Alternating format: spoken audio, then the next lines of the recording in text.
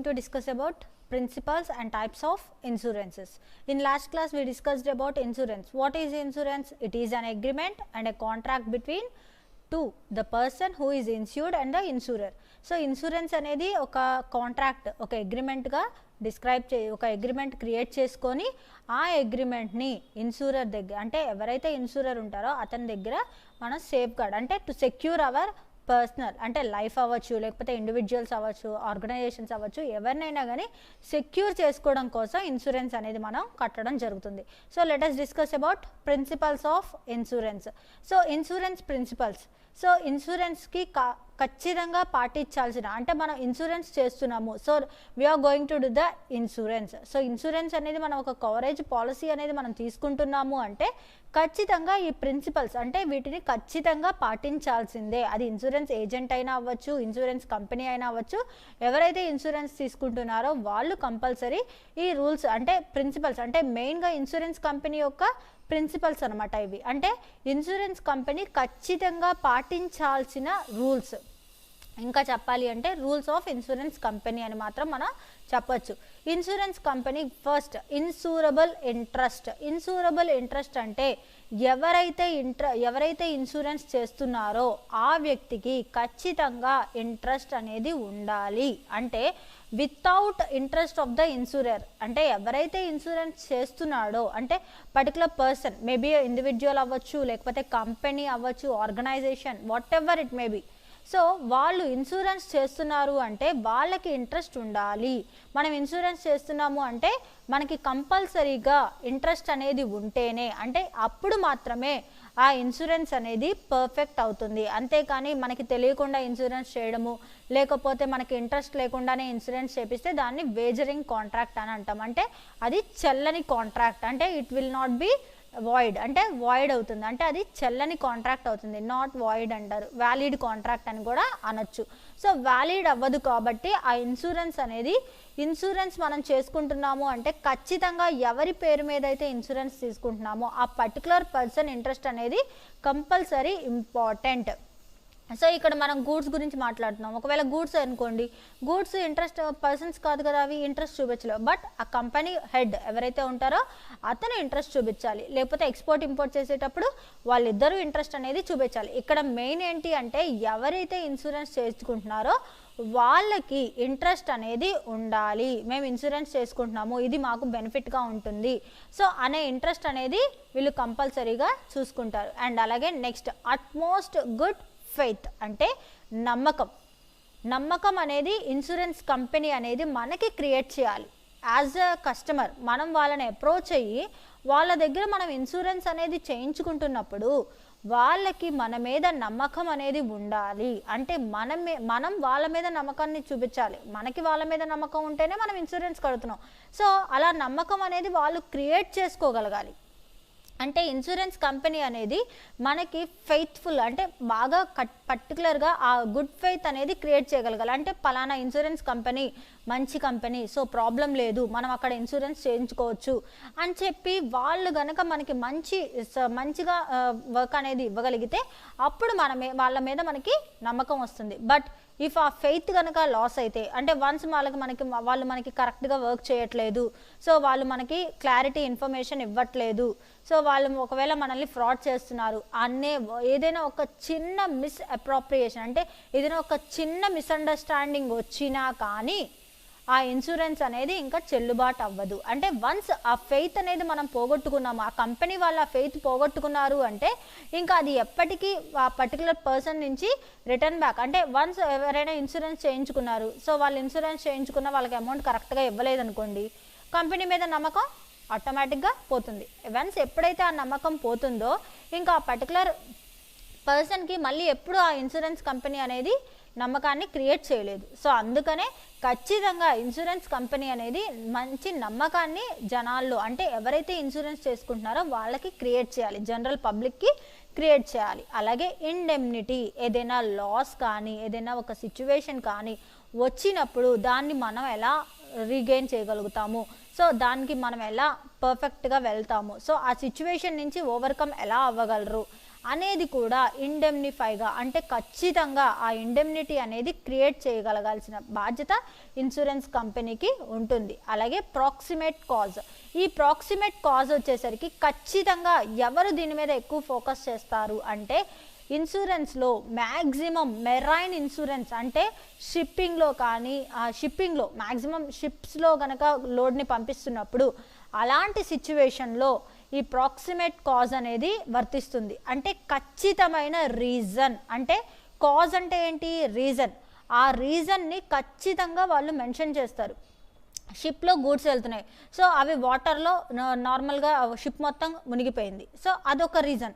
So ship మునిగిపోవడం వల్ల మనకి లాసేజ్ వస్తుందా, లేకపోతే షిప్ ఏదైనా అగ్ని ప్రమాదానికి గురయ్యి ఏదైనా లాసేజ్ వస్తుందా, లేకపోతే ఇంకేదైనా సిచ్యువేషన్ లాసా అనేది ఖచ్చితంగా ఇక్కడ మనం ఏంటి అంటే ప్రాక్సిమేట్ కాజ్, ఖచ్చితమైన రీజన్ అనేది వాళ్ళు మనకి మెన్షన్ చేయాల్సి ఉంటుంది. అంటే ఎవరైతే ఇన్సూరెన్స్ కంపెనీ ఉంటారో వాళ్ళు పలానా ఇన్సూరెన్స్ మనం చేస్తున్నాము అంటే దానికి క్లియర్ కట్, మ్యాక్సిమం ఇది మెరైన్ ఇన్సూరెన్స్లో మాత్రం క్లియర్ కట్ కాజ్ని మెన్షన్ చేసే మనం ఇన్సూరెన్స్ అనేది డాక్యుమెంట్ అనేది సైన్ చేయడం జరుగుతుంది. అండ్ అలాగే సబ్రగేషన్, సబ్రగేషన్ అంటే థర్డ్ పార్టీ ఇన్వాల్వ్మెంట్. ఇక్కడ థర్డ్ పార్టీ ఇన్వాల్వ్మెంట్ అంటే ఎలా జరుగుతుంది అని మనం అనుకుంటాం.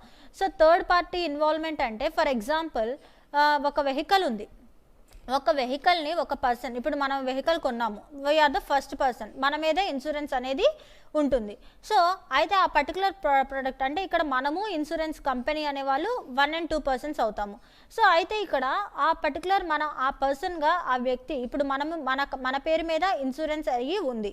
బట్ ఇప్పుడు ఇక్కడ ఏమైంది, సబ్రగేషన్లో థర్డ్ పర్సన్ అంటే థర్డ్ పర్సన్ అనేవాడు ఆ వెహికల్ తీసుకొని వెళ్ళిపోయాడు, ఆ వెహికల్ తీసుకొని వెళ్ళిపోయి దానివల్ల డ్యామేజ్ వచ్చింది. కానీ ఈ సెకండ్ పర్సన్ అనేవాడు దాన్ని అవైలబిలిటీ అంటే ఎవరైతే ఇన్సూరెన్స్ చేసుకున్నారో ఆ ఇన్సూరెన్స్ కంపెనీ వాళ్ళు కంపల్సరీ వాళ్ళకి ఇన్సూరెన్స్ అనేది అంటే అది థర్డ్ పార్టీ వల్ల వచ్చిన నష్టమే అయినప్పటికీ ఆ బెనిఫిట్ని వీళ్ళు పొందడానికి ఈ సబ్రగేషన్లో కుదురుతుంది. అంటే లాస్ అనేది ఎలా వచ్చినప్పటికీ ఈ లాస్ని కంపల్సరీగా ఇన్సూరెన్స్ కంపెనీ అనేది ఖచ్చితంగా రీగెయిన్ చేయడానికి ఉపయోగపడుతుంది. సో అది సబ్రగేషన్. నెక్స్ట్ కాంట్రిబ్యూషన్, ఖచ్చితంగా ఎంత కాంట్రిబ్యూట్ చేశాము, మనం ఎంత కాంట్రిబ్యూట్ చేస్తున్నాము, ఇన్సూరెన్స్ కంపెనీ ఎంత కాంట్రిబ్యూషన్ ఇస్తుంది. సో ఇదంతా కూడా క్లియర్ కట్గా అంటే కంపల్సరీ మనం ఎంత టైంలో ఎంత టెన్యూర్లో కడుతున్నాము, సో ఆ కంపెనీ ఎంత కాంట్రిబ్యూట్ చేస్తుంది, సో ఇన్సూరెన్స్ అనేది మనం క్లెయిమ్ చేస్తున్నా లేకపోతే ఇన్సూరెన్స్ అనేది మనం పేమెంట్ చేస్తున్నప్పటికీ మనకి ఎంత కాంట్రిబ్యూషన్ అనేది కంపెనీ ఇస్తుంది అనేది క్లియర్ కట్గా మనకి ఇన్ఫర్మేషన్ అనేది ఇవ్వాలి. అలాగే లాస్ మిటిగేషన్, మిటిగేషన్ అంటే డిక్రీజింగ్ ఆర్ రెడ్యూసింగ్ అంటారు. సో రెడ్యూసింగ్ ద లాస్ని రెడ్యూస్ చేయడం అంటే ఇక్కడ లాస్ని రెడ్యూస్ చేయడం అంటే ఇప్పుడు ఫర్ ఎగ్జాంపుల్ మనం ఏదైనా ఒక లాస్ అయింది, ఒక గూడ్ అనేది డెస్ట్రాయ్ అయిపోయింది, సో ఆ లాస్ని ఫుల్ ఫ్లెడ్జ్డ్గా మనం రీగెయిన్ చేయగలమా, ఇప్పుడు ఆ వస్తువుని మళ్ళీ అంటే కొత్త ప్రోడక్ట్ని మళ్ళీ తీసుకురాగలమా, అదే ప్రోడక్ట్ని తీసుకురాగలమా, తేలేము. కాబట్టి కానీ ఆ దాని మీద వచ్చిన కొంత లాస్ని ఈ ఇన్సూరెన్స్ కంపెనీ వాళ్ళు ఆ డ్యామేజ్ కానీ లాస్ కానీ ఫర్ ఎగ్జాంపుల్ కంపెనీ మొత్తం కాలిపోయింది, ఆ కంపెనీ మొత్తం కాలిపోతే కంపెనీ మొత్తం అప్పటిదాకా ఇన్వెస్ట్ చేసింది మొత్తాన్ని వాళ్ళు ఇవ్వగలరా ఇన్సూరెన్స్ కంపెనీ? లేదు. అంటే వాళ్ళకి జరిగిన నష్టాన్ని కొంత మేరకు అంటే ఒక పర్సంటేజ్ వరకు మాత్రమే, అది 50%, 30%, లేకపోతే 70% అనేది ఆ ఇన్సూరెన్స్ కంపెనీ అంటే ఆ కంపెనీ వాళ్ళ మీద బేర్ చేసిన దాన్ని బట్టి డిపెండ్ అయి ఉంటుందన్నమాట. సో అలాగా ఇన్సూరెన్స్ అనేది ఖచ్చితంగా మనం ఎప్పుడు కూడా అంటే లాస్ని తగ్గించడానికి అంటే ఇన్సూరెన్స్ చేసేది ఎందుకు, మనకు వచ్చే లాస్ కానీ డ్యామేజ్ కానీ కొంత మేరకు అంటే మనకు వచ్చే లాస్ని కానీ డ్యామేజ్ని కానీ కొంత మేరకు తగ్గించుకోవడానికి మాత్రమే మనం ఇన్సూరెన్స్ అనేది చేస్తాము. సో ఈ ఇన్సూరెన్స్లో ఇవి ప్రిన్సిపల్స్. సో ప్రిన్సిపల్స్లో ఫస్ట్ ఏంటి, ఇన్సూరబుల్, ఎవరైతే ఇన్సూరెన్స్ చేసుకుంటున్నారో అతనికి ఇంట్రెస్ట్ ఉండాలి, ఇన్సూరెన్స్ చేస్తున్న వ్యక్తికి ఇంట్రెస్ట్ ఉండాలి. అలాగే ఇన్సూరెన్స్ కంపెనీ అనేది ట్రస్ట్ని గెయిన్ చేయాలి. సో ట్రస్ట్ని గెయిన్ చేయగలగాలి ఎవరి దగ్గర నుంచి, వాళ్ళ కస్టమర్స్ ఇన్సూరెన్స్ పర్సన్స్ ఎవరైతే ఇన్సూర్ చేసుకుంటున్నారో వాళ్ళందరి దగ్గర నుంచి నమ్మకాన్ని పొందాలి. అలాగే ఖచ్చితంగా ఇండెమ్నిటీ అంటే ఖచ్చితమైన రీజన్స్ని అండ్ అలాగే ఖచ్చితంగా ఎంత అమౌంట్ కట్టినాము అంత క్లియర్ కట్ ఇన్ఫర్మేషన్ ఇవ్వాలి. అండ్ అలాగే థర్డ్ పార్టీకి వల్ల ఏమన్నా ప్రాబ్లం వచ్చినా దాన్ని క్లియర్ చేసుకోవాలి. కాంట్రిబ్యూషన్, వాళ్ళ కాంట్రిబ్యూషన్ ఎంత ఉంటుంది, ఎంత ఇంట్రెస్ట్లో ఉంటాయి, అవన్నీ కూడా క్లియర్ కట్గా వాళ్ళు మెన్షన్ చేయాలి. లాస్, ఒకవేళ లాస్ జరిగితే దాన్ని ఎంతవరకు వీళ్ళు మెయింటైన్ చేయాలి, ఆ లాస్ని ఎంతవరకు వీళ్ళు గెట్ ఆన్ చేసుకోవాలి, ఆ లాస్ డ్యామేజ్ ఎంతవరకు వీళ్ళకి ఇస్తున్నాము అనేది క్లియర్ ఫ్లెడ్జ్డ్గా ఇన్ఫర్మేషన్ అనేది ఎలాంటి ప్రాబ్లం లేకుండా మెయింటైన్ చేస్తూ ఉండాలి ఇన్సూరెన్స్ కంపెనీ. వన్స్ మనం ఒకరితో ఇన్సూరెన్స్ చేయించుతున్నాము, ఒక పర్సన్తో ఇన్సూరెన్స్ చేస్తున్నామంటే ఈ పర్టికులర్ ఈ ప్రిన్సిపల్స్ అన్నిటినీ కూడా ఖచ్చితంగా ఒక ఇన్సూరెన్స్ ఏజెంట్, ఆ కంపెనీకి సంబంధించిన ఏజెంట్ ఖచ్చితంగా ఫాలో అయ్యి ప్రతి గైడ్ లైన్ని ఫాలో అయ్యి పర్టికులర్ పర్సన్స్కి ఎక్స్ప్లెయిన్ చేయాల్సిన పరిస్థితి ఉంది. సో అలా చేస్తేనే ఇన్సూరెన్స్ అనేది కరెక్ట్ మేనర్లో ఉంటుంది. సో ఏది మిస్ చేసినా కానీ, అంటే ఈ ప్రిన్సిపల్స్లో అతను ఏ ఒక్కటి మిస్ చేసినా అది ఏదో ఒక ప్రాబ్లంకి దారితీస్తుంది. ఒకవేళ నమ్మకాన్ని కోల్పోయినా, వాళ్ళు ఏదైతే కాజ్ మెన్షన్ చేశారో ఆ కాజ్ని పర్ఫెక్ట్గా మెన్షన్ చేయకపోయినా, దాంట్లో ఉన్న గైడ్ లైన్స్ అంటే రూల్స్ అండ్ రెగ్యులేషన్స్ అన్నీ కరెక్ట్గా పర్సన్కి ఎక్స్ప్లెయిన్ చేయలేకపోయినా, ఏదైనా కానీ ప్రాబ్లం అనేది అరైజ్ అవుతుంది. సో అందుకనే ఇన్సూరెన్స్ యొక్క ప్రిన్సిపల్స్ని మాత్రం ఖచ్చితంగా వాళ్ళు మేనేజ్ చేయాల్సి ఉంటుంది. అంటే మేనేజ్ అంటే ఖచ్చితంగా ఎవరైతే ఇన్సూరెన్స్ చేసుకుంటున్నారో అతనికి క్లియర్గా ఎక్స్ప్లెయిన్ చేయాల్సిన పని ఇన్సూరెన్స్ పర్సన్స్కి, ఇన్సూరెన్స్ కంపెనీకి ఉంటుంది. నెక్స్ట్, టైప్స్ ఆఫ్ ఇన్సూరెన్స్ అనేది అంటే ఇప్పుడు దాకా మనం ఇన్సూరెన్స్ అనేది చెప్పాము. అది ఇన్సూరెన్స్ అనేది ఎన్ని రకాలుగా ఉంటుంది, ఎవరెవరికి కడతాం. సో ఇన్సూరెన్స్ అనేది మనుషుల మీద కడతారు, అలాగే ఇండివిజువల్ పర్సన్స్ మీద కడతారు, కంపెనీస్ మీద కడతారు, అలాగే గూడ్స్ మీద కడతాము. సో కంపెనీస్లో మ్యాక్సిమం కంపెనీస్ మీద కడతాము, గూడ్స్ మీద కడతాము, అలాగే ట్రాన్స్పోర్టేషన్ మీద, ఇలా చాలా వాటి మీద మనం ఇన్సూరెన్స్ అనేది కట్టడం జరుగుతుంది. సో ఆ ఇన్సూరెన్స్ని, ఆ రకాలని ఇప్పుడు చూద్దాం. So types of insurance is categorised into 3 types. So life insurance, fire insurance, marine insurance. Life insurance, fire insurance, marine insurance, ఈ మూడింటి గురించి let us discuss. First we have to discuss about life insurance. Life insurance అంటే ఏంటి? ఒక individual తన life మీద కట్టుకునే insurance. అంటే ఇండివిజువల్ తన లైఫ్ మీద, అంటే ఇక్కడ మనకి లైఫ్ ఇన్సూరెన్స్ అనగానే మనం మాట్లాడుకునేది ఏంటి అంటే ఒక పర్సన్ డెత్ అయితేనే ఆ ఇన్సూరెన్స్ అనేది క్లెయిమింగ్ వస్తుంది. అలానే కాదు, మెడికల్ అవ్వచ్చు, లేకపోతే తన హార్ట్ ప్రాబ్లమ్స్ కానీ, మెడికల్ ప్రాబ్లమ్స్లో ఏదైనా కానీ, తనకి ఎలాంటి ప్రాబ్లం వచ్చినా, తన సర్వీస్ ప్రాబ్లమ్స్ కానీ, ఏదైనా ఆ ప్రాబ్లమ్స్ అన్నిటినీ సేఫ్ గార్డ్ చేయడానికి, తన ఫ్యామిలీ మొత్తాన్ని కాపాడుకోవడానికి ఈ లైఫ్ ఇన్సూరెన్స్ అనేది మనకి ఉపయోగకరంగా ఉంటుంది. అది సిక్నెస్ అవ్వచ్చు, లేకపోతే ఏదైనా ప్రాబ్లం అవ్వచ్చు, ఫ్యామిలీ మెయింటెనెన్స్ అవ్వచ్చు, ఫ్యామిలీ సేఫ్టీ. ఇక్కడ మ్యాక్సిమం లైఫ్ ఇన్సూరెన్స్ అనేది ఎందుకు కడతారు అంటే సేఫ్టీ ఫర్ ద ఫ్యామిలీ. అంటే ఇంకా చెప్పాలి అంటే ఫ్యామిలీలో వాళ్ళు ఎవరైతే డిపెండెన్స్ ఉంటారో వాళ్ళందరినీ సేఫ్ గార్డ్ చేయడానికి ఈ లైఫ్ ఇన్సూరెన్స్ అనేది కట్టడం జరుగుతుంది. అండ్ అలాగే ఇక్కడ ఈ ఇన్సూరెన్స్ని మనం ఎక్కువ శాతం మ్యాక్సిమం ఏంటి అంటే లైఫ్ సెక్యూర్డ్గా ఉండడానికి, అలాగే ఏదైనా మెడికల్ ప్రాబ్లమ్స్ కానీ, ఎడ్యుకేషన్ ప్రాబ్లమ్స్ కానీ, ఏమున్నా కానీ ఒక ఇండివిజువల్ తన లైఫ్కి సంబంధించిన అన్ని విషయాలలో, అంటే తన లైఫ్ని ప్రొటెక్ట్ చేసుకోవడానికి ఎన్ని విధాలుగా ఉపయోగపడుతుందో అన్ని విధాలుగా for settlement of life documents, అంటే చదువుకోవడానికి ఇన్సూరెన్స్ చేసుకుంటారు, అలాగే ఏదైనా ప్రాబ్లమ్స్, హెల్త్ ప్రాబ్లమ్స్ వచ్చినా ఇన్సూరెన్స్ చేసుకుంటారు, అలాగే ఏదైనా డాక్టర్ ఫెసిలిటీస్కి, అంటే కొన్ని రీజన్స్ ఉంటాయి అలాంటి వాటికి ఇన్సూరెన్స్ చేసుకుంటారు. అండ్ అలాగే కొన్ని యాక్సిడెంటల్ డెత్స్, యాక్సిడెంటల్ ప్రాబ్లమ్స్, ఇలా చాలా ఉంటాయి. అలాంటివన్నిటికీ కూడా ఏదైనా పెద్ద ప్రాబ్లమ్స్ వచ్చినా వాటన్నిటికీ, ఫర్ ఎగ్జాంపుల్ ఈఎస్ఐ ఉంటుంది, అలాంటివి కూడా. అంటే ఇన్సూరెన్స్ అనేది మనం కడుతున్నాము అంటే ఇట్ విల్ బెనిఫిట్ మన మెడికల్ ఫెసిలిటీస్కి కానీ, లేకపోతే మన ఫ్యామిలీ బెనిఫిట్కి కానీ, అన్ని పరంగా కూడా ఇది ఉపయోగకరంగా ఉండడానికి కోసమే ఈ లైఫ్ ఇన్సూరెన్స్ అనేది తీసుకుంటారు. అయితే ఈ లైఫ్ ఇన్సూరెన్స్ అనేది మనం ఒక లంసంలో ఒక పీరియాడికల్ టైంలో కట్టచ్చు, లేకపోతే ఒక మంత్లీ ఇన్స్టాల్మెంట్స్గా ఒక సంవత్సరమో 2 సంవత్సరాలుగా కట్టుకోవచ్చు, లేకపోతే ఒకేసారి ఒక లంసమ్ అమౌంట్ని కట్టుకోవచ్చు. సో ఇలాగా ఇన్సూరెన్స్ అనేది ఒక సర్టైన్ నెంబర్ ఆఫ్ ఇయర్స్, అంటే ఇక్కడ లైఫ్ ఇన్సూరెన్స్ అనగానే డెత్ అప్పుడే వచ్చింది అనుకోవడానికి లేదు. మెడికల్ ఉంటుంది, లేకపోతే కొన్ని పాలసీస్ ఏంటంటే ఒక టైం పీరియడ్, ఒక ఫిక్స్డ్ టైం పీరియడ్ ఇస్తారు. ఆ టైం పీరియడ్ కంప్లీట్ అయిన తర్వాత కూడా మనం తీసుకోవడానికి లైఫ్ ఇన్సూరెన్స్ అనేది ఉంటుంది. కాకపోతే ఒక అన్సర్టైన్ సిచ్యువేషన్స్, అంటే మనకు అనుకోకుండా వచ్చే ప్రాబ్లమ్స్ నుంచి మనల్ని బయటపడేయడానికి లైఫ్ ఇన్సూరెన్స్ అనేది మనకి హెల్ప్ఫుల్గా ఉంటుంది. అలా లైఫ్ ఇన్సూరెన్స్ని మనం చాలా జాగ్రత్తగా మనం కేరింగ్ చేసుకోవచ్చు. అండ్ లైఫ్ ఇన్సూరెన్స్లో వచ్చేసరికి మనకి కొన్ని అడ్వాంటేజెస్. లైఫ్ ఇన్సూరెన్స్ అనేది ఎందుకు చేస్తాము, లైఫ్ ఇన్సూరెన్స్ వల్ల లాభాలు ఏంటి? లైఫ్ ఇన్సూరెన్స్ అనేది మనం చేసేటప్పుడు ఖచ్చితంగా మనకి, అంటే ప్రతి ఒక్క ఇండివిజువల్ అది ఎప్పుడో ఫ్యూచర్లో ఉపయోగపడుతుంది, మన ఫ్యామిలీకి ఉపయోగపడుతుంది అన్న ఐడియాలజీ ఒక పక్కన అయితే, మనుషుల్లో సేవింగ్స్, అంటే మన దగ్గర మన డబ్బుల్ని దాచిపెట్టుకోవాలి. సో మనీ అనేది ఒక పరంగా, అంటే ఒక 60 ఇయర్స్, ఒక 50 ఇయర్స్, లేకపోతే ఒక 30 ఇయర్స్కో మనకి మన మనీ రీబ్యాక్, అంటే ఇప్పుడు మనీ మన దగ్గర ఉంది, సో ఆ మనీ ఇన్ కేస్ కొన్ని సంవత్సరాల దగ్గర తర్వాత మన దగ్గర ఉండకపోవచ్చు. అలాంటి టైంలో మనకి మనీ ఉపయోగపడాలి అంటే మనం ఇన్సూరెన్స్లు కట్టుకుంటాం. ఎందుకు అంటే మన సేవింగ్స్, అంటే ఇవి ఇంట్రెస్ట్తో పాటు మనకి కొన్ని సంవత్సరాల తర్వాత వస్తాయి కాబట్టి అది మనకి బెనిఫిట్ కింద ఉంటుందన్నమాట. అందుకనే మన సేవింగ్స్ హ్యాబిట్ని, అంటే మనుషుల్లో, జనాల్లో, అంటే పబ్లిక్లో సేవింగ్ హ్యాబిట్ అనేది పెంచడానికి ఇన్సూరెన్స్ పాలసీస్ అనేవి తీసుకోవడం జరుగుతుంది. లైఫ్ ఇన్సూరెన్స్ అనగానే డెత్ అనుకోవద్దు, అది డెత్ కాదు. దాంట్లో చాలా పాలసీస్ ఉంటాయి. ఆ పాలసీస్లో మనకి ఒక టైం పీరియడ్ అయిపోయిన తర్వాత, ఫిక్స్డ్ పీరియడ్ అయిపోయిన తర్వాత వచ్చే ఇన్సూరెన్సెస్ ఉంటాయి.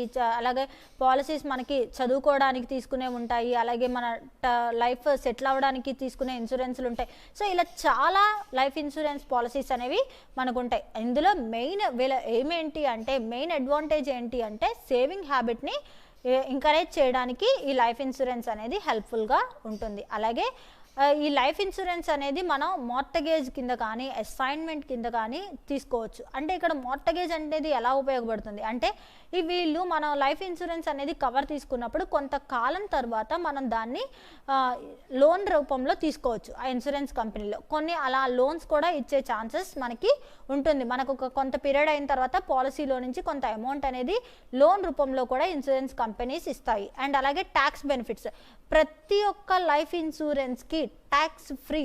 అంటే లైఫ్ ఇన్సూరెన్స్ అనేది మనం చేస్తున్నాము అంటే అసలు ఇన్సూరెన్స్ అంటేనే మనకి మ్యాక్సిమం మనకి కొంత ట్యాక్స్ బెనిఫిట్ అనేది రావడం కోసమే ఇన్సూరెన్స్ చేసుకుంటాం. అందులోనూ లైఫ్ ఇన్సూరెన్స్ అనేది ట్యాక్స్ ఫ్రీ అనమాట.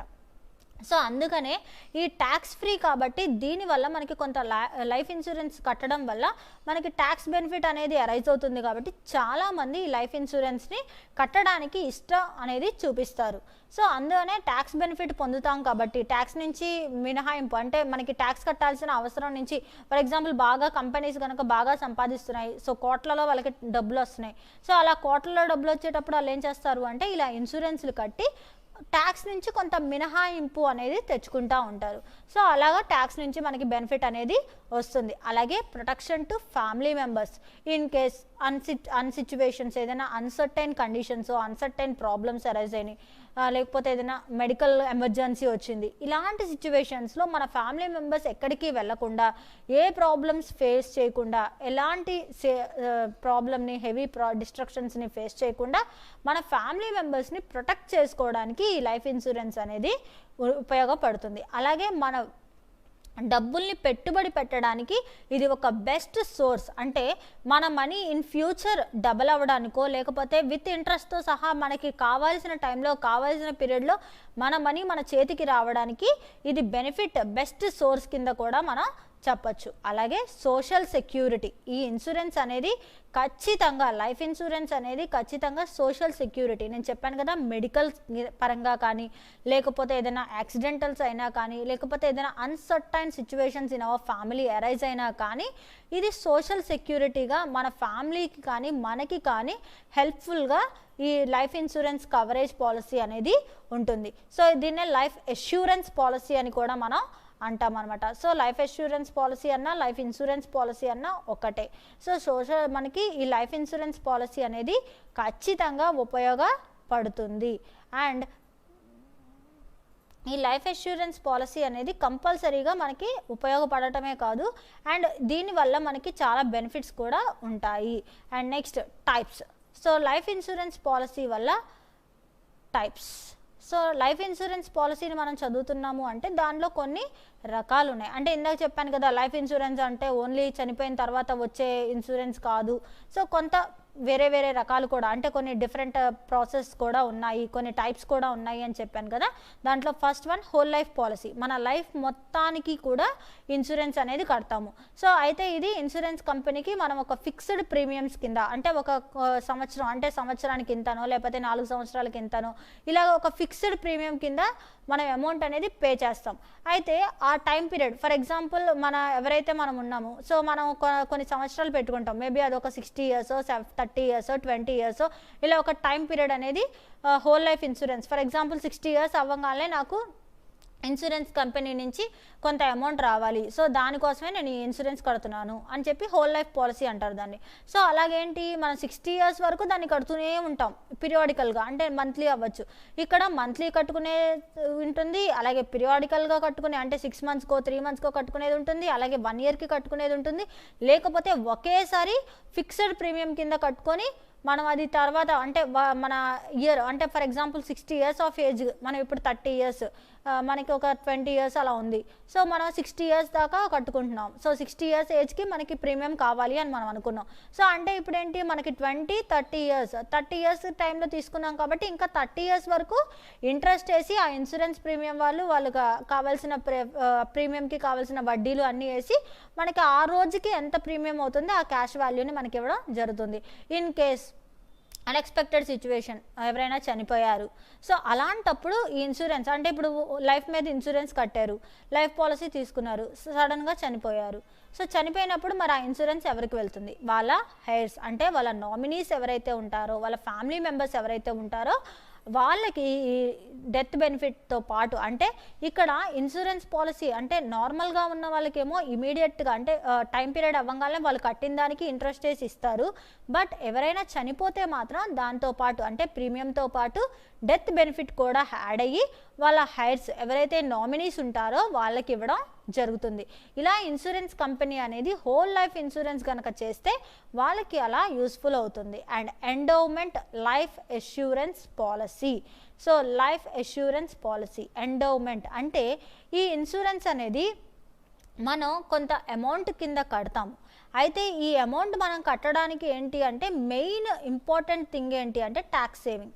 ట్యాక్స్ నుంచి మనల్ని మనం కాపాడుకోవడానికి ఎండోమెంట్ లైఫ్ పాలసీ అనేది తీసుకుంటాం. అయితే ఇది ఒక పీరియాడికల్ టైం పీరియడ్లో కట్టుకుంటాము.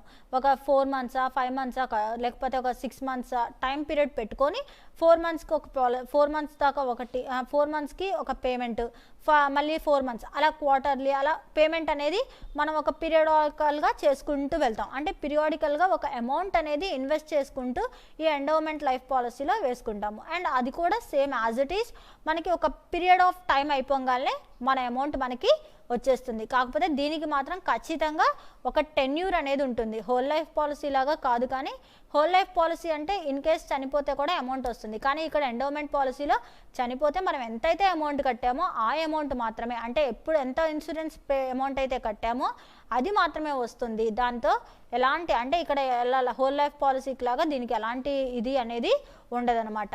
నెక్స్ట్ వన్ వచ్చేసరికి జాయింట్ లైఫ్ పాలసీ. ఇన్సూరెన్స్ అనేది ఒక ఇద్దరు వైఫ్ అండ్ హస్బెండ్, అంటే వాళ్ళిద్దరూ కలిసి వాళ్ళ ఫ్యామిలీ పర్పస్ కోసం, అంటే అది మేబీ ఒక 60 years, అంటే వాళ్ళ ఏజ్ 60 years వచ్చేంత వరకు అలల్స్ లేకపోతే వాళ్ళ పిల్లలకి ఉపయోగపడేలాగా ఎలా అయినా కానీ ఈ జాయింట్ లైఫ్ ఇన్సూరెన్స్ అంటే వాళ్ళిద్దరి పేరు మీద ఇన్సూరెన్స్ అనేది కట్టుకోవచ్చు. అంటే ఒక ఇద్దరు పార్ట్నర్స్ కలిసి ఇన్సూరెన్స్ అనేది పేమెంట్ చేసుకొని దాని ప్రకారంగా ఇన్సూరెన్స్ అనేది పేమెంట్లో ఇది కూడా సేమ్ యాజ్ ఇట్ ఈస్గా ఒక టైం పీరియడ్ అనేది ఒక ఫిక్స్డ్గా ఒక 10 years 20 years ఇలాగ ఇయర్స్ బేస్గా మెచ్యూరిటీ పీరియడ్ అనేది చూసుకొని దాని ప్రకారంగా ఈ జాయింట్ లైఫ్ ఇన్సూరెన్స్ పాలసీ అనేది కట్టుకోవడం జరుగుతుంది. ఈ జాయింట్ లైఫ్ ఇన్సూరెన్స్ పాలసీకి కొంత టెన్యూర్, అంటే ఒక టైం పీరియడ్ మెచ్యూరిటీ పీరియడ్ అయిపోగానే విత్ అమౌంట్తో పాటు కలిపి కొంత ఇన్సూరెన్స్ అనేది కూడా వస్తుంది. సో అది joint life insurance policy. So ఈ జాయింట్ లైఫ్ ఇన్సూరెన్స్ పాలసీ కంపల్సరీగా కూడా ఇద్దరు పార్ట్నర్స్ అంటే లైఫ్ పార్ట్నర్స్ అయితే వాళ్ళ మీద కట్టుకోవడం జరుగుతుంది. సో వైఫ్ అండ్ హస్బెండ్ అయితే వాళ్ళు కట్టుకొని ఇద్దరి పేరు మీద అంటే ఇన్సూరెన్స్ పాలసీలో ఇద్దరి పేరు ఉంటుంది, వాళ్ళిద్దరు ఇన్సూరెన్స్ కింద కట్టుకొని ఆ తర్వాత మాత్రమే పాలసీని చేయడం జరుగుతుంది. అండ్ తర్వాతది యాన్యుటీ పాలసీ. ఇదేంటి అంటే అంటే ఈ యాన్యుటీ పాలసీ వచ్చేసరికి ఖచ్చితంగా వన్ టైం అంటే లైఫ్ ఇన్సూరెన్స్ పాలసీ ఇవన్నీ హోల్ లైఫ్ ఇన్సూరెన్స్ పాలసీ ఇవన్నీ ఏంటంటే మనం కావాలి అంటే ఒక ఫిక్స్డ్ టైం పీరియడ్ అంటే ఒక మంత్లీ ఇన్స్టాల్మెంట్ రూపంలో కూడా కట్టుకోవచ్చు. కానీ ఈ యాన్యుటీ పాలసీ అంటే ఒకేసారి మొత్తం కట్టేస్తాం అంటే వన్ టైం ప్రీమియం ఒకేసారి ప్రీమియం పే చేసేసి అది అంటే మన 60 years ఆఫ్ ఏజ్ కంప్లీట్ అయిన తర్వాత అయినా తీసుకోవచ్చు. అంటే ఇది కంపల్సరీ ఫిక్స్డ్ అనమాట. ఈ యాన్యుటీ పాలసీ అనేది మనం వన్స్ పేమెంట్ చేసిన తర్వాత అది 60 years అంటే మనకి 60 years ఏజ్ కంప్లీట్ అయిన తర్వాత మనం తీసుకోవడానికి ఛాన్సెస్ ఉంటాయి. లేదు అంటే ఆఫ్టర్ డెత్ టైంలో తీసుకునే ఛాన్సెస్ అనేది ఉంటుంది. సో ఇలాగా ఈ యాన్యుటీ పాలసీ అనేది ఉంటుంది. ఖచ్చితంగా ఈ పేమెంట్ అనేది ఎలా జరుగుతుంది అంటే వన్ టైం ఒక్కసారే ఈ ప్రీమియం పేమెంట్ అనేది జరుగుతుంది. బట్ మనకి అది ఎప్పుడు వస్తుంది అంటే ఆఫ్టర్ కంప్లీటింగ్ 60 years అంటే వాళ్ళ ఏజ్ ఎంతైనా అయి ఉండొచ్చు 60 yearsకి ఆ పాలసీ మనం రిటర్న్ బ్యాక్ అంటే మనకు ఆ పాలసీ రిటర్న్ బ్యాక్ అనేది 60 years టైంలో వస్తుంది. లేదు అంటే ఒకవేళ ఎవరైనా చనిపోతే అంటే in the middle of the age అంటే వాళ్ళు ఇన్సూరెన్స్ పాలసీ కట్టిన తర్వాత కొంతకాలానికి చనిపోయారు అనుకోండి, ఆ టైంలో వాళ్ళకి ఎంతైతే పాలసీ అమౌంట్ ఉందో ఆ అమౌంట్ విత్ అంటే ఎంత బెనిఫిట్స్ అయితే ఉంటాయో ఆ బెనిఫిట్స్తో సహా ఈ యాన్యుటీ పాలసీ అనేది ఖచ్చితంగా ఇవ్వడం జరుగుతుంది. So these are the types of policies. So పాలసీస్లో లైఫ్ ఇన్సూరెన్స్ పాలసీస్లో ఇవి ఇంపార్టెంట్. సో ఇన్సూరెన్స్ పాలసీస్లో ఎండోమెంట్ పాలసీ అలాగే హోల్ లైఫ్ పాలసీ అంటే లైఫ్ మొత్తం మీద తీసుకునేది హోల్ లైఫ్ పాలసీ అవుతుంది. అది ఖచ్చితంగా ఒక ఫిక్స్డ్ ప్రీమియం అంటే ఇది కూడా మనం మంత్లీ బేసిస్ కానీ లేకపోతే ఇన్ని ఇయర్స్ వరకు 10 years కడతాము 20 years కడతామని చెప్పి మనం ఇన్ని ఇయర్స్ వరకు కూడా క్వార్టర్లీ హాఫ్ ఇయర్లీ అలా డివైడ్ చేసుకుని కట్టుకోవచ్చు. ఎండోమెంట్ లైఫ్ ఇన్సూరెన్స్ పాలసీ కూడా అంతే. అండ్ తర్వాత వచ్చేసరికి జాయింట్ లైఫ్ పాలసీ ఇద్దరు పార్ట్నర్స్ మీద కట్టుకుంటాము. ఆ లైఫ్ ఇన్సూరెన్స్ ఇద్దరి పేరు మీద ఉంటుంది, ఇద్దరి పేరు మీద పేమెంట్స్ అనేవి జరుగుతాయి. అండ్ ఆఫ్టర్ ఇద్దరిలో ఎవరైనా లైఫ్ టైంలో తీసుకోవడానికి ఛాన్సెస్ అనేవి ఉంటాయి. అండ్ యాన్యుటీ పాలసీ లైఫ్ అది ఖచ్చితంగా ఒక ఫిక్స్డ్ ప్రీమియం ఆఫ్ అమౌంట్ ఒకేసారి అమౌంట్ కడతాము, కానీ దాన్ని తీసుకునేది మాత్రం after attaining the age of 60 years 60 years age వచ్చిన తర్వాత మాత్రమే తీసుకుంటాము. లేదు అంటే డెత్ అయిన తర్వాత తీసుకోవడం జరుగుతుంది. Next children endowment policy. So ఈ చిల్డ్రన్ ఎండోమెంట్ పాలసీ వచ్చేసరికి ఖచ్చితంగా ఆన్ చైల్డ్ ఎడ్యుకేషన్ కోసం కానీ చైల్డ్ బెనిఫిట్ కోసం అంటే మ్యాక్సిమం చిల్డ్రన్ బెనిఫిట్ కోసమే ఈ ఎండోమెంట్ పాలసీ అనేది తీసుకుంటాము. ఇది ఖచ్చితంగా వాళ్ళ children at age of 3 years 4 years అంటే పిల్లలు వాళ్ళ చిన్న ఏజ్లోనే చిల్డ్రన్ ఎండోమెంట్ పాలసీ అనేది తీసుకుంటారు. అది ఫ్యూచర్లో వాళ్ళ పెద్దవాళ్ళు అయిన తర్వాత వాళ్ళ ఎడ్యుకేషన్ కోసము లేకపోతే వాళ్ళ బిజినెస్ కోసము లేకపోతే వాళ్ళకి ఇంకేదైనా బెనిఫిట్స్ కోసము ఈ చిల్డ్రన్ ఎండోమెంట్ పాలసీ అనేది తీసుకోవడం జరుగుతుంది. ఇది ఖచ్చితంగా ఒక మెచ్యూరిటీ పీరియడ్ అంటే మనం చిల్డ్రన్ టైం పీరియడ్ అనేది పెడతాం కాబట్టి వాళ్ళు ఆ ఏజ్కి వచ్చేసరికి అంటే ఫర్ ఎగ్జాంపుల్ ఎడ్యుకేషన్ కోసం పెడితే వాళ్ళు పై చదువులు అంటే డిగ్రీ ఇంటర్ అయిపోయిన తర్వాత వాళ్ళు ఇంకేదైనా డాక్టర్స్ కానీ లాయర్స్ కానీ ఇలాంటి పెద్ద పెద్ద అమౌంట్ ఎక్కువ అయ్యే చదువులు కనుక చదవాలి అనుకుంటే వాళ్ళకి ఆ టైంలో అమౌంట్ అనేది ఇవ్వడానికి ఉపయోగపడుతుంది. లేదు కొంచెంమంది మ్యారేజెస్ కోసం అమౌంట్ దాచిపెడతారు, అలా దాచిపెట్టుకుంటారు. కొంచెంమంది వాళ్ళ బిజినెస్ అంటే పిల్లల్ని పెద్ద అయిన తర్వాత కొంచెం బిజినెస్లో స్థిరపరచాలి, ఇలాంటి ఐడియాలజీ ప్రకారంగా వాళ్ళు ఏ టైంలో అంటే ఎన్ని ఇయర్స్ వరకు పిల్లలకి 20 years ఏజ్ వచ్చేసరికి లేకపోతే 25 years ఏజ్ వచ్చేలోపు ఈ పాలసీ అనేది మనం తీసుకుంటాము అని ముందుగానే రాయాల్సి ఉంటుంది. అలా రాసి ఇచ్చినప్పుడు మాత్రమే ఈ చిల్డ్రన్ ఎండోమెంట్ పాలసీ అనేది కడతారు. వాళ్ళని చిన్న ఏజ్లోనే చిల్డ్రన్కి ఆ పాలసీ అనేది కట్టి ఏజింగ్ వాళ్ళ ఆ టైంలో ఆ పాలసీ అటైన్మెంట్ ఏజ్ అప్పుడు మాత్రం తీసుకోవడం జరుగుతుంది. సో ఇవి ఇన్సూరెన్స్ పాలసీ. లైఫ్ ఇన్సూరెన్స్ అంటే లైఫ్ ఇన్సూరెన్స్ పాలసీ అనేది ఏదో ఒక రకమే కాదు. సో అది చిల్డ్రన్ మీద కడతారు, అలాగే పెద్దవాళ్ళ మీద కడతారు, హోల్ లైఫ్ మీద కట్టుకుంటాము, లేకపోతే జాయింట్ లైఫ్ ఇన్సూరెన్స్ కట్టుకుంటాము. ఇలాగా ఎన్ని రకాలుగా అయినా ఏదో ఒక విధంగా మనం మన లైఫ్ని సెక్యూర్ చేసుకోవడం కోసము అండ్ మన మీద డిపెండ్ అయిన వాళ్ళకి సెక్యూరిటీ ప్రొవైడ్ చేయడం కోసము ఈ లైఫ్ ఇన్సూరెన్స్ పాలసీని కట్టడం జరుగుతుంది. And next one marine insurance. So ఈ మెరైన్ ఇన్సూరెన్స్, సో మనం ఆల్రెడీ చూసాం టైప్స్ ఆఫ్ ఇన్సూరెన్స్లో ఫస్ట్ వన్ వచ్చేసరికి life insurance, second one marine insurance and third one fire insurance. So let us discuss about marine insurance.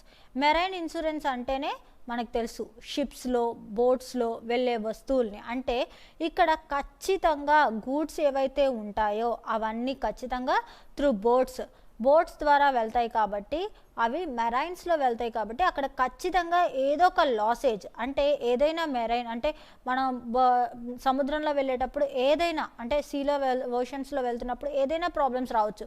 అలాంటి problems నుంచి, అంటే అవి unexpected, ఏది కూడా మనకి చెప్పి రాదు.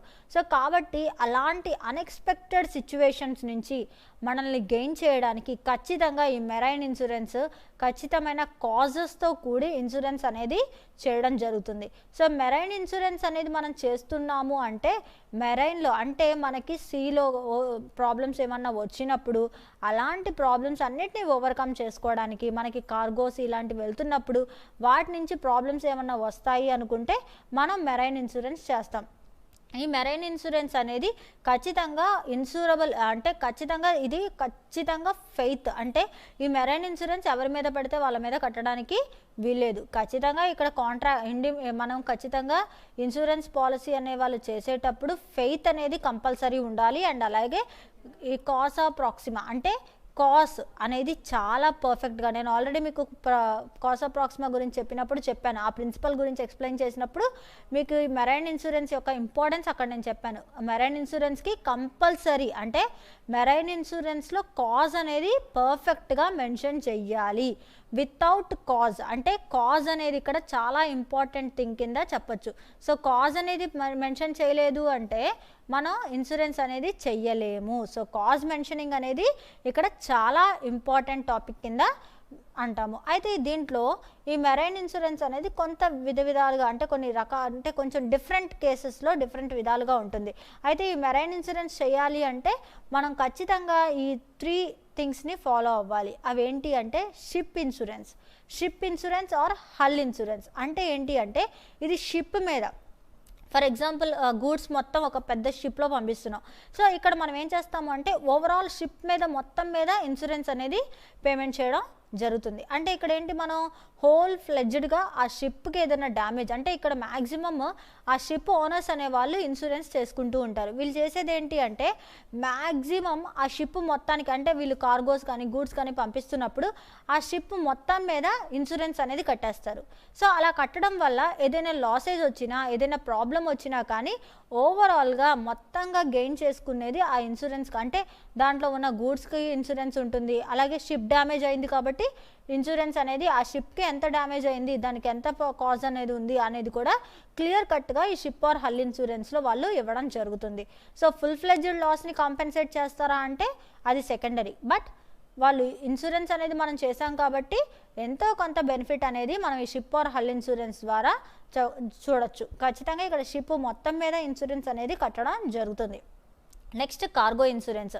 కార్గో అంటే ఖచ్చితంగా మనం ఏదైతే గూడ్స్ ఏవైతే మనం పెట్టామో ఆ గూడ్స్ అన్నిటి సేఫ్టీ, అంటే మనం ఏ గూడ్స్ని అయితే ట్రాన్స్పోర్టేషన్ చేస్తున్నామో, ఏ గూడ్స్కి అయితే మనం ఇన్సూరెన్స్ కడుతున్నామో ఆ గూడ్స్ని మనం కంపల్సరీగా రీగెయిన్ చేసుకోవడానికి, అంటే ఇక్కడ మనం కార్గో అనగానే గూడ్స్, ఆ కార్గో మొత్తానికి, అంటే ఎన్ని గూడ్స్ అయితే ఉన్నాయో ఆ కార్గో మొత్తానికి కూడా మనం ఇన్సూరెన్స్ అనేది పేమెంట్ చేసుకుంటాం.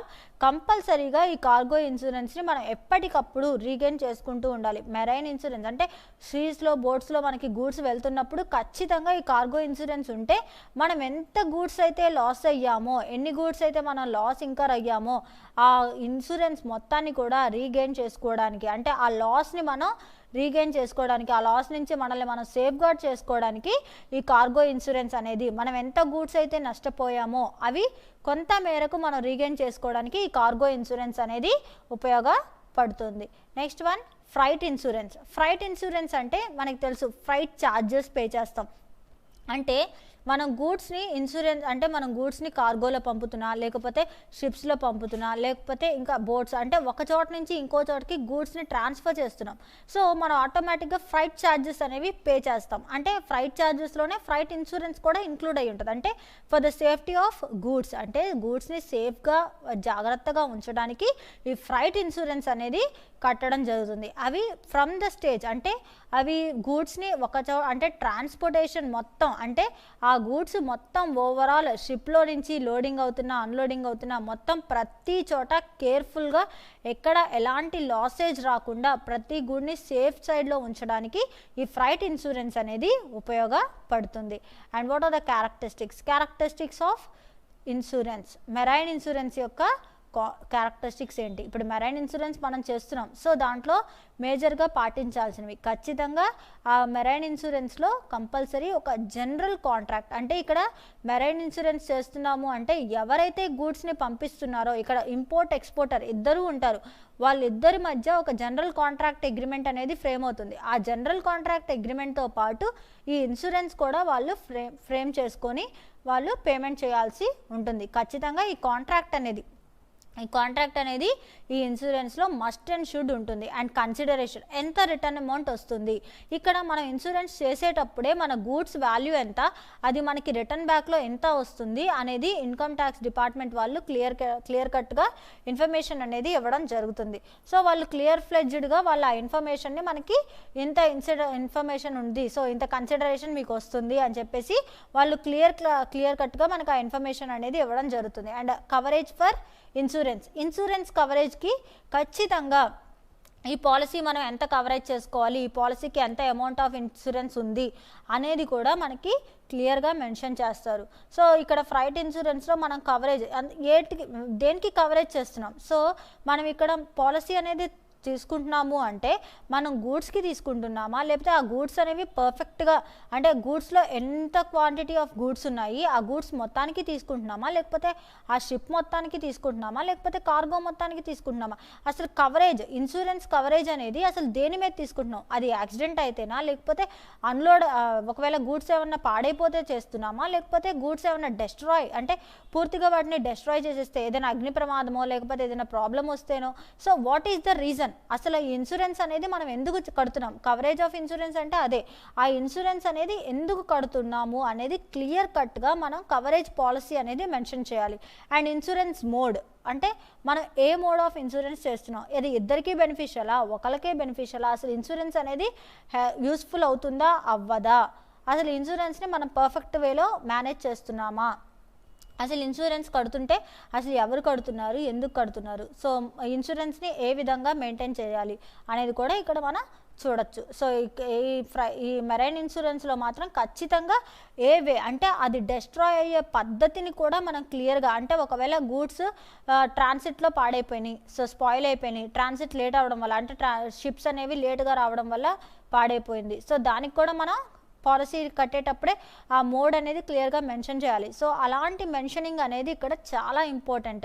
అలాగే ట్రాన్స్పోర్టేషన్ లేట్ అవ్వడం వల్ల స్పాయిల్ అయినాయా, లేకపోతే నార్మల్ స్పాయిలేజ్కి ఇన్సూరెన్స్ కడుతున్నామా, లేకపోతే ఏదైనా యాక్సిడెంటల్ ఇన్సూరెన్స్ కడుతున్నామా, సో అలాంటివన్నీ కూడా మనం క్లియర్గా ఇక్కడ పాలసీని తీసుకునేటప్పుడు మెన్షన్ చేయాలి. అండ్ అలాగే ఇండెమ్నిఫై ద లాస్ని ఏ విధంగా మనం ఇండెమ్నిఫై అంటే పర్ఫెక్ట్ స్ట్రక్చర్ అంటే లాస్ అనేది మనకి అన్సర్టైన్, మనకి ఎలా వస్తుంది ఏంటనేది మనం చెప్పలేం, కానీ ఈ మెరైన్ ఇన్సూరెన్స్లో లాసేజ్ అనేది ఎట్నుంచైనా రావచ్చు కాబట్టి ఆ లాసెస్ని మనం ఖచ్చితంగా కంపేర్ చేసుకుంటూ చెప్పుకుంటూ వెళ్ళాలి. సో ఇలా లాస్ వస్తుందని ఎవరు చెప్పలేరు. సో కాబట్టి ఆ సిచ్యువేషన్స్ అన్నిటికీ తగ్గట్టు మనం ఆ లాసెస్ని అన్నిటిని ముందుగానే ఊహించి ఇన్సూరెన్స్ అనేది కట్టాల్సి ఉంటుంది. అండ్ అలాగే కండిషన్ ఫర్ కాంపెన్సేషన్, మనం కాంపెన్సేషన్ అంటే ఇన్సూరెన్స్ కంపెనీ మెరైన్ ఇన్సూరెన్స్ మనం కట్టినప్పుడు మనకు కాంపెన్సేషన్ ఇస్తుంది అంటే మనం ఆ కరెక్ట్ రీజన్ని అంటే మనకి ఏదైతే రీజన్ ఉందో ఆ పర్ఫెక్ట్ రీజన్ అనేది ఆ కంపెనీ అనేది కాంపెన్సేషన్ ఇవ్వడానికి సిద్ధంగా ఉంటేనే ఇస్తారు. అంటే ఆ కాంపెన్సేషన్ అనేది మనకి పర్ఫెక్ట్ అంటే ఆ కండిషన్ కాంపెన్సేషన్ కండిషన్ అనేది మనకి చాలా చాలా ఇంపార్టెంట్ ఎలిమెంట్ కింద మనం చెప్పచ్చు. సో ఈ కండిషన్ని మాత్రం అంటే మన మెరైన్ ఇన్సూరెన్స్లోనే పర్ఫెక్ట్ టైమింగ్ అంటే మెరైన్ ఇన్సూరెన్స్కి కరెక్ట్గా చెప్పాలి అంటే మనం మెరైన్ ఇన్సూరెన్స్ చేసేటప్పుడు మనం ఖచ్చితంగా ఫాలో అవ్వాల్సింది కండిషన్. ఆ కండిషన్ని మనం పర్ఫెక్ట్గా మెన్షన్ చేస్తేనే ఆ కండిషనల్ క్లాజ్ అంటే మనకి ఏదైతే మనం కండిషన్ రాసామో ఆ కండిషన్కి తగ్గట్టు లాసేజ్ వస్తేనే మనం యాక్సెప్ట్ చేస్తున్నట్టు, అంటే ఆ ఇన్సూరెన్స్ కంపెనీ మనకి రీబ్యాక్ మనీ ఇస్తుంది. అలా కాకుండా ఇంకా ఏ సిచ్యువేషన్ వల్ల లాస్ అయినా వాళ్ళు ఇన్సూరెన్స్ అనేది ఇవ్వరు. అందుకనే మనం మెరైన్ ఇన్సూరెన్స్ మిగతా ఏ ఇన్సూరెన్స్లో అయినా పెద్ద ప్రాబ్లం ఉండదు, కానీ మెరైన్ ఇన్సూరెన్స్ చేసేటప్పుడు ఖచ్చితంగా కండిషన్ అప్లికబుల్ అంటారు. అందుకే కండిషన్ని మనం పర్ఫెక్ట్గా ఏ కండిషన్లో మనం ఇన్సూరెన్స్ చేస్తున్నాము అనేది జాగ్రత్తగా తీసుకొని ఆ కండిషన్ని మెన్షన్ చేయాలి. అలా కండిషన్ని మెన్షన్ చేసినప్పుడే మనకి ఆ కండిషన్కి తగ్గట్టు ఉంటేనే ఇన్సూరెన్స్ వాళ్ళు కాంపెన్సేషన్ అనేది ఇవ్వడం జరుగుతుంది. ఆ కాంపెన్సేషన్ మనకి ఎంత ఇస్తారు ఏంటి అనేది అది సెకండరీ, బట్ ఆ కాంపెన్సేషన్ అనేది మనకి మ్యాక్సిమం అంటే ఆ కండిషన్ క్లాజెస్ అంటే మనకి ఇక్కడ మనం కండిషన్ పెట్టేటప్పుడు కూడా మనకి 75% కావాలా, 100% కావాలా, 25% కావాలా అనేది కూడా క్లియర్ కట్గా వాళ్ళకి మెన్షన్ చేయడం జరుగుతుంది. సో అలాగా కాంపెన్సేషన్ని కూడా మనం క్లియర్ కట్గా మెన్షన్ చేస్తూ వాళ్ళకి ఇన్ఫర్మేషన్ అనేది ఇవ్వడం జరుగుతుంది. సో ఇది marine insurance. And next one fire insurance. So fire insurance అంటే ఇది ఖచ్చితంగా మన ఎఫెక్ట్ అంటే మనకి ఫైర్ ఇన్సూరెన్స్ అనేది ఆర్గనైజేషన్స్లో అవ్వచ్చు, లేకపోతే ఏదైనా కాంట్రాక్ట్స్లో అవ్వచ్చు, ఏదైనా లాస్ అనేది ఫైర్ ద్వారా జరిగితే అంటే అగ్ని ద్వారా ఏదైనా ప్రమాదం జరిగితే అలాంటి ప్రమాదాన్ని మనం గనక ఏదైనా ఇన్సూరెన్స్ అంటే ఫర్ ఎగ్జాంపుల్ ఇండస్ట్రీస్ అవన్నీ ఉంటాయి, వాటన్నిటికీ కంపల్సరీ ఇన్సూరెన్స్ అనేది ఉంటుంది. ఆ ఇన్సూరెన్స్ కంపెనీస్ అనేవి కవరేజ్ లాస్ అనేది ఆ బిజినెస్ మ్యాక్సిమం ఈ ఫైర్ ఇన్సూరెన్స్ కానీ మెరైన్ ఇన్సూరెన్స్ కానీ ఎక్కువ శాతం ఉపయోగపడేది ఎవరికి అంటే బిజినెసెస్ ఏవైతే ఉంటాయో వాళ్ళకి ఈ ఫైర్ ఇన్సూరెన్స్ మెరైన్ ఇన్సూరెన్స్ అనేది ఎక్కువ శాతం ఉపయోగపడుతుంది. ఈ ఫైర్ ఇన్సూరెన్స్ మెరైన్ ఇన్సూరెన్స్ని ఖచ్చితంగా ఏదైనా లాస్ అంటే యాక్సిడెంటల్ లాస్ కానీ లేకపోతే ఏదైనా అనుకోని సంఘటన ఏదైనా పవర్ ప్రాబ్లమ్స్ వల్ల ఇలాంటి ప్రాబ్లమ్స్ వల్ల కనుక ఏదైనా లాస్ వస్తే ఫైర్ ఇన్సూరెన్స్ అనేది ఆ కంపెనీస్ని వాళ్ళకు వచ్చిన లాస్లో మ్యాక్సిమం పర్సంటేజ్ ఆఫ్ లాస్ని రీబ్యాక్ చేసుకోవడానికి అండ్ వాళ్ళని వాళ్ళు రీగెయిన్ చేసుకోవడానికి ఈ ఫైర్ ఇన్సూరెన్స్ అనేది హెల్ప్ఫుల్గా ఉంటుంది. అయితే ఈ ఫైర్ ఇన్సూరెన్స్ అనేది మనం ఖచ్చితంగా అంటే ఈ ఫైర్ ఇన్సూరెన్స్ని ఎప్పటికప్పుడు అంటే రీగెయిన్ చేసుకుంటూనే ఉండాలి. ఫైర్ ఇన్సూరెన్స్ కంపల్సరీగా ఒక పీరియడ్ ఆఫ్ టైం వరకు మాత్రమే అంటే ఫైర్ ఇన్సూరెన్స్ మనం కట్టాము, ఒక కంపెనీకి సంబంధించి ఫైర్ ఇన్సూరెన్స్ కట్టాము అంటే ఒక పీరియడ్ ఆఫ్ టైం వరకు మాత్రమే అది అప్లికబుల్గా ఉంటుంది. ఆ కాంట్రాక్ట్ అయిపోగానే మళ్ళీ ఆ ఫైర్ ఇన్సూరెన్స్ రీబ్యాక్ చేయాలి, మళ్ళీ రీపాలసీ తీసుకుంటేనే తప్ప మనకి ఫైర్ ఇన్సూరెన్స్ అనేది రీకాంట్రాక్ట్ అనేది అవ్వదు. సో అలా మనం చేయలేకపోయాము అంటే మన లాస్ కవరేజ్ కూడా మనకి రిటర్న్ బ్యాక్ రాదనమాట. సో అయితే దీంట్లో క్యారెక్టరిస్టిక్స్ అయితే ఫైర్ ఇన్సూరెన్స్కి కూడా కొన్ని లక్షణాలు అంటే ఫైర్ ఇన్సూరెన్స్ మనం చేస్తున్నాము అంటే దాంట్లో కూడా కొన్నిటిని ఖచ్చితంగా ఫాలో అవ్వాలి. సో ఇన్సూరెన్స్ చేసుకుంటున్నాము సో మనం అది ఫాలో అవ్వకపోయినా పర్లేదు అనడానికి లేదు. సో ఖచ్చితంగా మనం ఇన్సూరెన్స్ చేసేటప్పుడు కూడా కొన్ని ఫాలో అవ్వాలి. అవేంటి అంటే contract of indemnity. So loss అనేది ఏ విధంగా జరిగింది, సో ఫైర్ యాక్సిడెంట్ అనేది it was an accidental or recreated అంటే కొన్ని ఫైర్ యాక్సిడెంట్స్ అనేవి క్రియేట్ చేస్తారు. సో అలా క్రియేట్ చేసిన లాసా లేకపోతే రియల్ లాసా అనేది కూడా మనం క్లియర్గా మెన్షన్ అంటే ఇక్కడ వాళ్ళు ఐడెంటిఫై చేసుకుంటారు. ఇక్కడ మనం అంటే మనం ఇచ్చేసి మనకి లాస్ అయిపోయింది సో కాబట్టి మాకు ఇచ్చేసేయండి అంటే వాళ్ళు ఊరుకోరు. ఖచ్చితంగా లాసేజ్ అనేది ఎలా జరిగింది పర్ఫెక్ట్ ఇన్ఫర్మేషన్ అనేది వాళ్ళు తీసుకుంటారు. సో అందుకనే ఇక్కడ ఏంటి అంటే ఇండెమ్నిటీ కరెక్ట్ యాక్యురేట్ ఇన్ఫర్మేషన్ అనేది వాళ్ళకి మనం ఇవ్వాలి. సో ఫైర్ ఇన్సూరెన్స్ అనేది ఏదైనా ప్రాబ్లం అంటే ఫైర్ ఇన్సూరెన్స్ చేసేటప్పుడు మనం క్లియర్ కట్గా ఇండెమ్నిటీ కాజ్ అనేది మెన్షన్ చేసుకోవాలి. కాంట్రాక్ట్ చేసేటప్పుడే మనం ఆ కాంట్రాక్ట్లో పర్ఫెక్ట్గా ఏదైనా లాసేజ్ ఆఫ్ పవర్ సప్లై కానీ లేకపోతే ఏదైనా ప్రాబ్లం అని మెన్షన్ క్లియర్గా చేసుకోవాలి. అండ్ అలాగే లాఫుల్ కన్సిడరేషన్ ఇక్కడ ప్రమాదం అనేది ఏ విధంగా జరిగింది, ఇక్కడ మనం క్లియర్ కట్గా ఆ ప్రమాదంలో ఎంతవరకు గూడ్స్ డెస్ట్రాయ్ అయ్యాయి అండ్ ఆ ప్రమాదం అనేది ఏ విధంగా అంటే ఎంతవరకు పర్ఫెక్ట్ అంటే కరెక్ట్ వేలో ప్రమాదం ఉందా లేకపోతే ఏదైనా ప్రాబ్లం ఉందా, సో దాని కన్సిడరేషన్ కూడా కరెక్ట్గా తీసుకుంటారు. సో దానికి తగ్గట్టు ఇప్పుడు లాసేజ్ ఒక 100%, సో మీరు ఒక కంపెనీ మొత్తాన్ని ఇన్సూర్ చేసుకున్నారు, దాంట్లో ఒక హాఫ్ పార్ట్ డెస్ట్రాయ్ అయిపోయింది. సో ఆ హాఫ్ పార్ట్కి ఎంతైతే ఇన్సూరెన్స్ ఇవ్వాలో అది మాత్రమే వాళ్ళు ఇన్సూరెన్స్ ఏజెంట్స్ అనేవాళ్ళు ఇవ్వడం జరుగుతుంది. అలాగే లాఫుల్ కన్సిడరేషన్ని వీళ్ళు మెయింటైన్ చేస్తారు. అలాగే ఏదైనా ఇన్సూరబుల్ అంటే ఇక్కడ ఖచ్చితంగా ఫైర్ ఇన్సూరెన్స్ చేసేటప్పుడు కూడా ఆ ఇన్సూరెన్స్ ఎవరైతే చేసుకుంటున్నారో ఆ పర్టికులర్ పర్సన్స్కి అంటే వాళ్ళ కంపెనీస్ కానీ లేకపోతే గూడ్స్ నుండే గోడౌన్స్ కానీ ఎవరికైనా కానీ ఇన్సూరెన్స్ అనేది కంపల్సరీ ఉండాలి.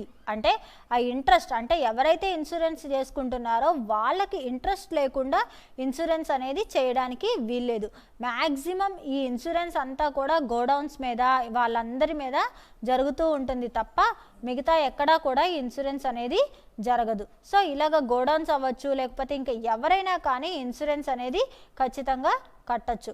అండ్ అలాగే క్లైమ్ ఓవర్ రెసిడ్యూ అంటే ఇక్కడ మనం ఏదైనా ప్రాబ్లం వచ్చినా కానీ లేకపోతే ఏదైనా డెస్ట్రాయ్ అయిపోయినా మనం క్లెయిమ్ చేసుకోవాలి. అంటే ఎంత లాసేజ్ ఉంది ఎంత ప్రాబ్లం ఉంది అనేది చూసుకొని ఆ లాసేజ్ ఆఫ్ ప్రాబ్లమ్ని మనం చూసుకొని దాన్ని బట్టి మాత్రమే అంటే దాని ప్రకారంగా మాత్రమే మనం ఈ క్లెయిమ్ని అంటే ఆ క్లెయిమ్ని మనకి ఎంత ప్రాబ్లం ఉంది ఎంత లాసేజ్ ఉంది అనేది చూసుకొని మాత్రమే మనం ఈ ఇన్సూరెన్స్ అనేది క్లెయిమ్ చేయడానికి. అంటే ఎవరైనా క్లెయిమ్ చేసుకోవచ్చా అంటే కుదరదు. ఏ కంపెనీ అయితే ఇన్సూరెన్స్ రాసుకున్నారో వాళ్ళు క్లెయిమ్ చేసుకోవాలి. అండ్ అది కూడా ఎంత లాసేజ్ ఉంది అసలు నిజంగా వాళ్ళ క్లెయిమ్ అంటే ఆ గూడ్స్కి నిజంగా క్లెయిమ్ కట్టారా, ఆ క్లెయిమ్ ఎంత కట్టారు, సో ఆ క్లెయిమింగ్ ఎంత ఎన్ని గూడ్స్కి ఉన్నాయి ఇవంతా కూడా క్లియర్ కట్గా ఉండాలి. అండ్ అలాగే కాజ్ ఆఫ్ యాక్సిడెంట్ అనేది ఎలా జరిగింది, ఇది బై నేచర్ జరిగిందా లేకపోతే పవర్ సప్లై ప్రాబ్లమా లేకపోతే ఎవరైనా అంటించేసారా, ఎవరైనా కావాలని ఎవరైనా హజార్డియస్ సిచ్యువేషన్స్ ఏదైనా అరైజ్ అయ్యి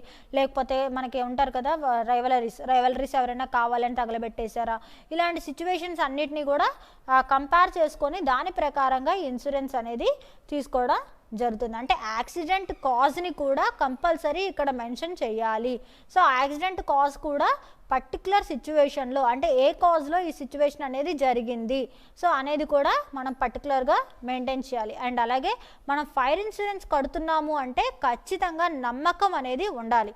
సో ఫైర్ ఇన్సూరెన్స్ కడుతున్నాము అంటే వాళ్ళకి ఏ నమ్మకం లేకుండా అంటే ఇప్పుడు ఫైర్ ఇన్సూరెన్స్ కట్టేశాము సో కానీ మనకి యాక్సిడెంట్ జరిగిన తర్వాత ఇన్సూరెన్స్ కంపెనీ మీరు మాకు ఈ సిచ్యువేషన్ మాకు ఇది ఇవ్వలేదు మీరు, సో ఇది న్యాచురల్ కెలామిటీ కాబట్టి మేము ఇవ్వమని చెప్పారనుకోండి, సో అది ప్రాబ్లం అవుతుంది. సో ఆటోమేటిక్గా ఆ కంపెనీ ఫెయిత్ అంటే నమ్మకం అనేది పోగొట్టేసుకుంటుంది. సో ఇలాగా ఖచ్చితంగా వాళ్ళు ఇన్సూరెన్స్ కంపెనీ అనేవాళ్ళు ఫైర్ ఇన్సూరెన్స్ మనం కడుతున్నాము అంటే ఆ ఫెయిత్ అనేది గెయిన్ చేసుకోవాలి. అలా ఫెయిత్ని గెయిన్ చేసుకోగలిగితేనే ఆ ఇన్సూరెన్స్ కంపెనీ అనేవాళ్ళు రీగెయిన్ అవ్వగలరు. సో జనాల్లో నుంచి నమ్మకం అనేది తెచ్చుకోవాలి. మెయిన్ ఇన్సూరెన్స్ అంటేనే మనం అంటే పబ్లిక్ నుంచి మంచి నేమ్ అనేది తెచ్చుకుంటేనే మన ఇన్సూరెన్స్ కంపెనీ అనేది లాంగ్ ఫ్లెడ్జ్డ్లో కంటిన్యూ అవుతుంది. సో ఇది ఇన్సూరెన్స్లో టైప్స్ చూసాము.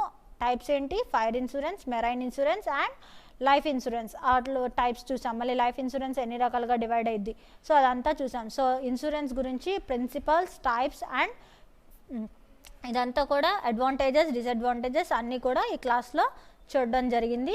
So this is about insurance, all about insurance గురించి మనం పూర్తిగా అంటే ఇన్సూరెన్స్ అనేది ఒక కాంట్రాక్ట్, అది కూడా మనల్ని సెక్యూర్ చేసుకోవడం, మనం కానీ మన కంపెనీస్ కానీ ఎవరైనా గూడ్స్ని కానీ జాగ్రత్తగా సెక్యూర్ చేసుకోవడానికి ఇన్సూరెన్స్ అనేది ఒక మెయిన్ ఇంపార్టెంట్ సేఫ్టీ ఎలిమెంట్ కింద ఉంటుంది. So this is about insurance. Thank you.